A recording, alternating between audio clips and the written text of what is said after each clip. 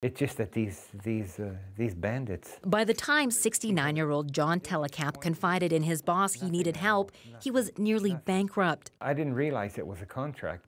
Door-to-door salespeople convinced Telecap to sign long-term and expensive contracts for everything from HEPA filters to carbon offsets. In some cases, Telecap bought the same product twice from different companies within months. Other contracts show he was paying 4, 5, and 6 times the retail value.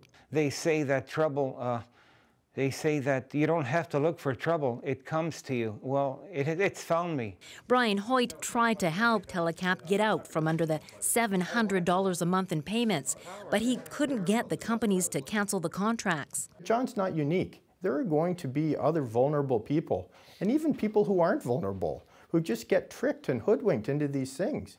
These are just some of the contracts John Telecap signed. So many he'd lost track of what he was paying for. After Go Public contacted these companies, all but one released him from his obligations. Only 2 provinces, Alberta and Ontario, now ban door-to-door sales of most heating, air and water services. Contract lawyer Tom Curran says that doesn't stop the practice, especially when fines are so low. The problem is you've got door-to-door salesmen, which used to be fine when it was just encyclopedias and vacuum cleaners. It's not the end of the world.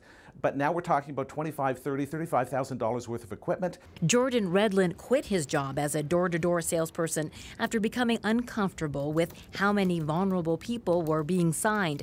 He now runs a business that aims to get people out of bad contracts. Unfortunately, the ministry is a bit of a toothless tiger. They do not have the power to actually nullify the contract themselves. Ontario's Minister of Government and Consumer Services responded to Go Public's specific questions with a general statement, saying the government understands the significant concerns consumers have over door-to-door sales and is committed to making sure the appropriate protections are in place, and will be working with industry, stakeholders, and consumers as we determine next steps.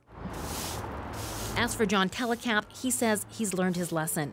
His family plans to put legal measures in place to ensure he can't be locked into new contracts without the approval of his sister.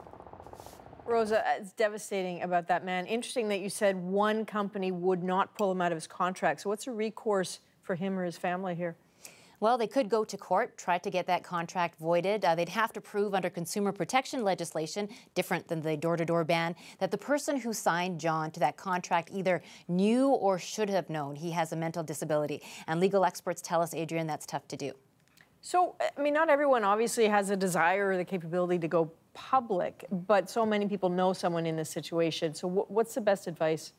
Yeah, that is the big problem here. We get a lot of these kinds of complaints, at least once a week, to Go Public. And the reality is there's really little people can do. They can complain to the company in charge of billing for these heating and cooling companies. In Ontario, for example, that's Enbridge. But even if the billing is stopped, it doesn't void the contract. And the company behind the contract could still pursue the debt. So there's no easy fix here. Shut the door, I guess. Mm-hmm. Rosa, thanks very much. You're welcome. And if you have a story you'd like Go Public to investigate, please send an email to gopublic@cbc.ca.